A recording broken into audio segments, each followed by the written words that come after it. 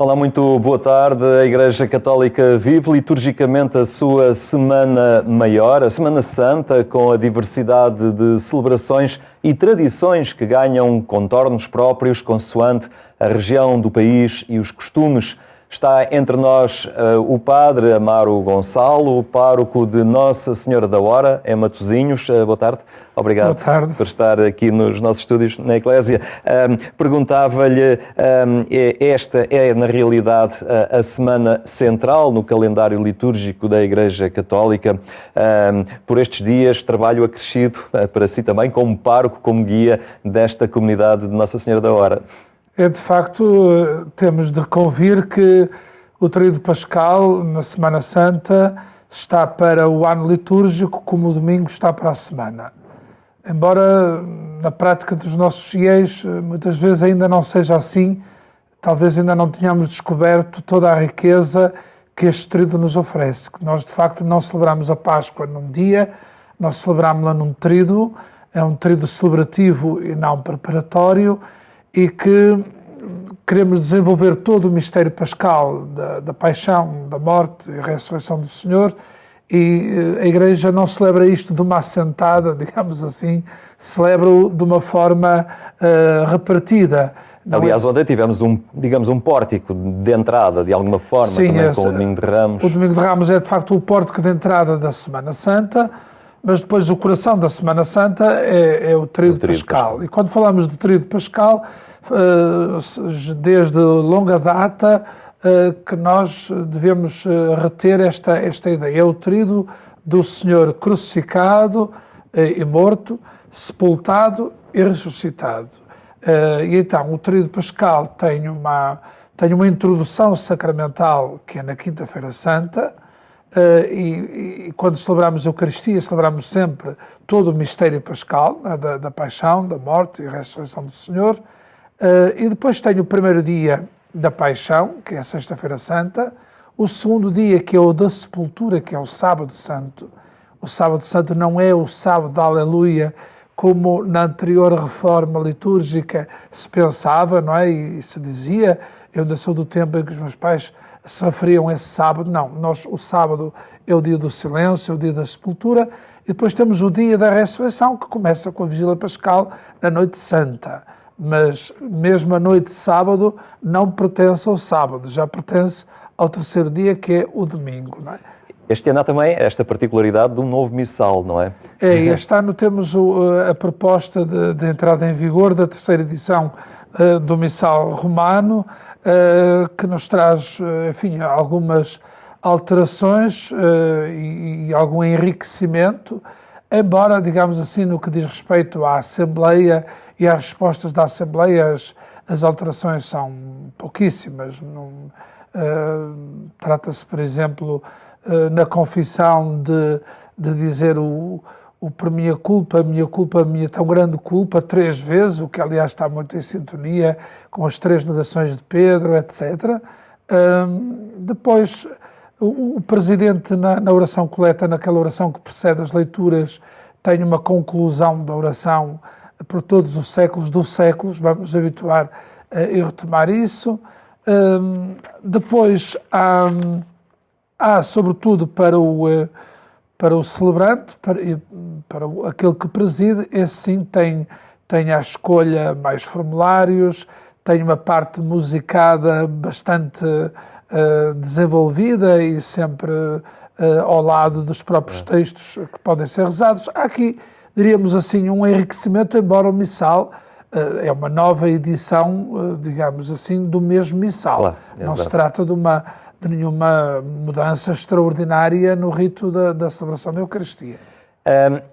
Daqui a 3 dias, Quinta-feira Santa, há essa missa pela manhã, missa crismal, não faz parte do tríduo propriamente dito, mas acaba por ter uma relevância muito específica com a renovação das promessas sacerdotais. Os sacerdotes celebram com o bispo e é a missa da bênção dos óleos, não é? Sim, de manhã os presbíteros são convidados a concelebrar com o bispo e durante essa celebração o bispo procede à bênção dos óleos, de que também, nessa bênção, diríamos assim, participam também os presbíteros que se associam, sobretudo, à bênção do óleo do crisma. E é o momento de renovar as promessas sacerdotais, tendo em conta que a Quinta-feira Santa é também o dia da instituição do sacerdócio ministerial, que depois é celebrado de uma forma diferente, já dentro do tríduo pascal, com a introdução sacramental à noite ou à tarde na missa da ceia. Mas de manhã, também por uma razão funcional e prática, é um momento alto da vida da Igreja, porque é toda a diocese, toda a Igreja local, que em comunhão com o seu bispo se reúne, os sacerdotes os presbíteros para fazerem a renovação das suas promessas, mas também dali de toda da Igreja-mãe, da Catedral, emana toda a riqueza sacramental com o envio dos santos óleos. Aliás, está previsto também que na missa da tarde haja um acolhimento solene desses santos óleos. É uma prática que temos vindo digamos, a recuperar e a solenizar, que na celebração da tarde as comunidades recebam os santos óleos e isso seja significado através de um rito, de uma aclamação, de uma recepção mais solene. E na missa da tarde desse dia, é a instituição da Eucaristia, esse gesto também que retemos com facilidade do lava-pés, do serviço, são imagens marcantes desta abertura de tríduo. De facto, a Quinta-feira Santa, a missa da ceia, ela assinala algumas coisas fundamentais. Como já disse, a instituição do sacerdócio ministerial, o mandamento novo do amor, portanto, o mandamento da caridade, que é também expressivo depois no rito do lava-pés. E o rito do lava-pés tem aqui uma dimensão simbólica importante, porque ele também já é um rito pascal, no sentido em que aquele abaixamento de Jesus que lava os pés aos discípulos é já uma antecipação daquela kenosis, daquela descida, daquela atitude de Deus que condescende e desce até ao abismo da nossa miséria. E, portanto, não é apenas um rito comemorativo de um gesto que era um gesto de hospitalidade que normalmente o escravo ou o servo da casa fazia a quem chegava de longe com os pés empoeirados, e era um gesto bonito de hospitalidade, mas aquele abaixamento de Jesus, aquele reclinar-se, inclinar-se e reclinar-se diante dos discípulos, é aquilo que São Paulo traduzirá de uma forma diferente, no sentido de ser o abaixamento, aquela anulação, por assim dizer. Estamos a tentar usar uma palavra diferente para não dizer kenosis, que é o termo que nós usamos na teologia, mas que é o sinal o lava-pés é já o sinal do abaixamento e da elevação da cruz, não é? E, portanto, toda aquela associação de tomar o manto, de tomar e de dar, que depois aparece também no relato na alegoria de Bom Pastor, mostra-nos que é uma imagem pascal, não é apenas a imagem do serviço, não é apenas a imagem da humildade, não é apenas aquilo não é um teatro religioso, não é? Portanto, aquilo de facto é um gesto sacramental que se realiza e que procura adentrar-nos já no mistério da Páscoa de Cristo. Depois, obviamente, nesta Eucaristia, nós, além deste rito lava-pés, que é o específico também desta celebração, nós vamos fazê-lo, por exemplo, com os catecúmenos, que irão ser batizados brevemente, e o lava-pés é como que uma purificação, digamos assim, é uma lavagem prévia à do batismo, não é? Mas também já aponta para aí aquela preparação para os catecúmenos que vão ser batizados e participar da mesa do Senhor. Neste sentido, depois tem a celebração. Além disso, tem o específico da proposta de perdurar e de se prolongar com a adoração eucarística de modo solene até à meia-noite. Depois ficará de forma simples. Mas eu aqui gostava de reter só esta proposta que é repararem os fiéis que não há despedida. Ninguém ouve na Quinta-feira Santa dizer ide em paz. Não se ouvirá na Sexta-feira ide em paz. Só se ouvirá na Vigília Pascal e no dia de Páscoa ide em paz. Isto para dizer que, de alguma maneira, todas estas celebrações são como que uma só. Tem uma grande unidade, é o mesmo mistério pascal da entrega, da morte, da ressurreição de Cristo que celebramos digamos, dando relevo a uma dimensão desse mistério pascal, pois na Quinta-feira Santa é o corpo dado e o sangue derramado de Jesus. Jesus antecipa de forma sacramental, ritual, antecipa aquilo que irá realizar de forma cruenta, não é, na cruz. Portanto, estamos sempre a celebrar o mesmo mistério pascal. Isso era muito importante reter. E no dia seguinte, a Igreja está no Calvário, é a hora da cruz. É a hora da cruz. A Sexta-feira Santa, que normalmente celebramos às 3 horas, não é obrigatório que assim seja, mas onde for possível deve fazer-se. Nós, de facto, celebramos, é o dia da paixão e da morte do Senhor. Paixão, nós damos um grande relevo à entrada em silêncio, que marca fortemente a celebração, seguida da prostração do Presidente, a que se associam os ministros, que se ajoelham. É um gesto marcante, eloquente, fala nesse silêncio. Depois, típico da Sexta-feira Santa, é a leitura da narrativa da Paixão segundo São João, enquanto que ontem, no Domingo de Ramos, temos as leituras da Paixão segundo Mateus, Marcos e Lucas, conforme o ciclo litúrgico. Ontem foi Lucas, na Sexta-feira Santa é sempre a narrativa da Paixão segundo São João. Depois temos também como específico aquela longa oração universal, que é a mais universal de todas as orações, porque inclui todas as preces pela Igreja, pelos que governam, pelos que sofrem, enfim, por todas as situações possíveis e quase iríamos imaginárias. Este ano incluiremos de uma forma especial esta questão da paz na Ucrânia. E depois esta celebração tem o seu momento também muito expressivo, nem sei dizer qual seja o maior, porque toda a celebração de Sexta-feira Santa é altamente expressiva. Temos depois a adoração da cruz, que este ano não se fará com o beijo à cruz. Os fiéis serão convidados a aproximar-se e a fazer uma inclinação, uma reclinação, uma saudação com o olhar, com o corpo, e talvez isso seja educativo para o futuro, porque se calhar, não sei se nós voltaremos a essa prática, tendo em conta, enfim, os riscos de contágio que isso possa significar.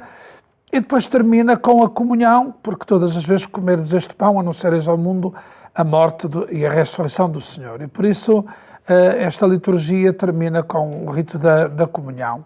E, como disse há pouco, mais uma vez, não termina.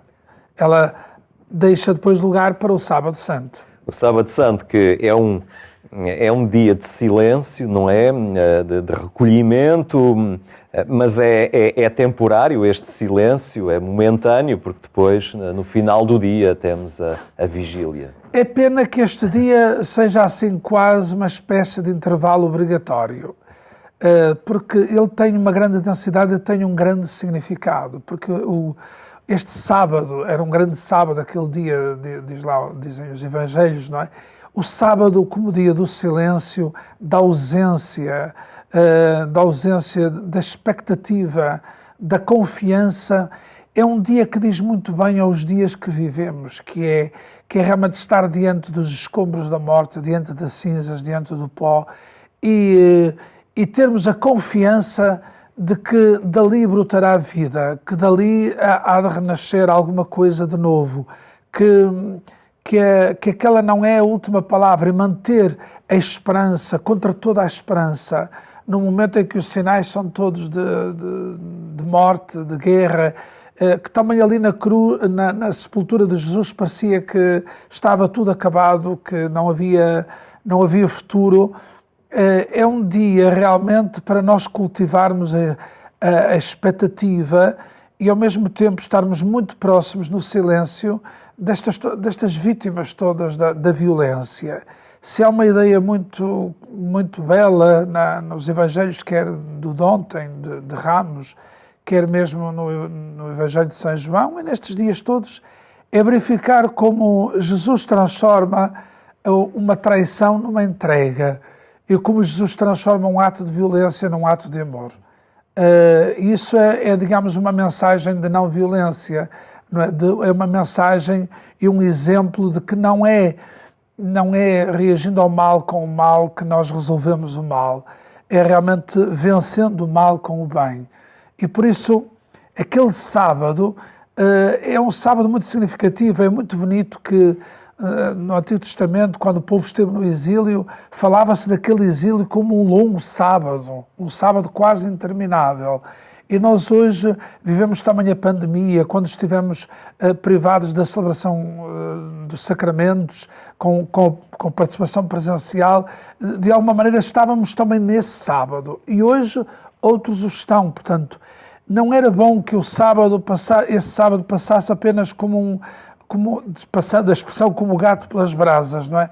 Não faltam à nossa volta elementos até pedagógicos para nos ajudarem a entrar melhor no mistério celebrado. Sim, nós, por exemplo, vamos ter a oração de laudes de manhã. Em muitas comunidades fazem-se os ritos preparatórios, os últimos ritos preparatórios do batismo para os catecúmenos. De qualquer maneira, um dia de grande silêncio, o dia da sepultura, não é o sábado da Aleluia como era na anterior, antes de se reorganizar o Tríduo Pascal, com a reforma, julgo, de 1969, a partir do missal de Paulo VI, nós temos aqui um sábado que de facto devia ser cultivado, mas que tem muita dificuldade em prevalecer quando está tudo um bocadinho já mais a pensar no domingo, mas era importante valorizar de facto este sábado. Depois temos essa grande celebração da luz, da passagem das trevas também à luz que se acende, à vida. É um pouco o filme de toda a história da salvação que acontece naquela celebração. A Vigília Pascal, como dizia Santo Agostinho, é a mãe de todas as vigílias, é a vigília de todas as vigílias. E, de facto, é a maior celebração do ano litúrgico. Não é uma mera missa vespertina. Ainda hoje temos dificuldade em que o povo perceba que aquilo não é uma missa vespertina alongada. De facto, nós temos 4 grandes liturgias na Vigília Pascal. Temos a liturgia da luz, com o lucernário, a bênção do lume novo, o acender do círio, a procissão do círio, e depois que conclui com o precónio, com o grande pregão, com o grande anúncio da Páscoa, feito, digamos assim, com o círio aceso, qual coluna de fogo, como símbolo da presença de Cristo ressuscitado, que pelo Espírito Santo guia e conduz a sua Igreja. E essa é a primeira grande liturgia do dia, a liturgia da luz. Estamos numa vigília, a primeira coisa que temos que fazer é acender uma luz, é uma noitada, é uma vigília, precisamos de luz. E então esse rito da luz é muito importante. Depois temos uma longa liturgia da palavra, que de facto temos 7 leituras do Antigo Testamento e 2 do Novo, contando com o Evangelho. Mas já foram mais. Na anterior reforma eram 12. E o que é que são estas leituras todas? É uma noite para a família contar a sua história, conhecer a sua história de salvação. Nós conhecemos a nossa história desde a criação, ao êxodo, ao tempo dos profetas, ao exílio, ao regresso do exílio, até à promessa da nova aliança que se vai cumprir em Jesus Cristo. Nós temos ali 7 etapas da história do povo de Deus, com leituras da lei, dos profetas e dos sábios, que nos permitem ter uma visão geral da nossa história de salvação, que culmina com o relato da ressurreição de Jesus, o relato da ressurreição como uma nova criação, um tempo novo. E no dia seguinte, toda esta alegria sai para a rua, e no caso da paróquia Nossa Senhora da Hora Matosinhos, isso acontece também, um compasso pascal que é tão tradicional no norte do país e que agora, com este abrir desta contingência de segurança sanitária, vai permitindo vivê-lo de outra maneira. Sim, a pouco e pouco.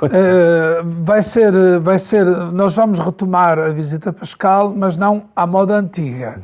digamos assim, este ano, na nossa comunidade, foi o parecer do Conselho Paroquial de Pastoral, de uma forma muito sinodal, estivemos a discutir e entendeu-se que seria ainda precipitado, do ponto de vista dos riscos de contágio da pandemia, ter grupos a entrar e a sair em casas. Sei que outros o farão, legitimamente. A nossa opção foi, este ano, de convidar as pessoas a saírem das suas casas, virem à entrada, virem à rua e ali fazerem uma oração com a equipa que vai com a cruz, com a água batismal, e são convidados a fazer uma veneração à cruz, sem o beijo, e a fazer um momento de oração. Nós distribuímos estes flyers por 15 mil caixas postais na onde nossa está paróquia. Já o horário todo do Tríduo Pascal. Sim, também. E além de explicarmos um bocadinho esta mudança na forma da visita pascal, propomos aqui os horários da Semana Santa para perceberem que a celebração da Páscoa não se reduz à visita pascal, e também uma proposta de uma oração para fazermos em família e também nos grupos pelas ruas. Fica... o tempo não nos permite ir muito sim. mais além, mas já percebemos também a intensidade celebrativa que se prepara e que vai arrancar por estes dias na paróquia Nossa Senhora da Hora. Padre Amargo, e tantas outras pelo país fora, mas o pároco está aqui entre nós. Padre Amargo Gonçalo, muito obrigado por esta partilha que nos ajuda a entrar plenamente neste mistério celebrativo. Muito obrigado e uma boa Semana Santa para todos. Muito obrigado. Fica este itinerário celebrativo que nos desafia a viver a Páscoa com mais intensidade e autenticidade. Obrigado por ter estado connosco. Tenha uma boa tarde. Até amanhã, se Deus quiser.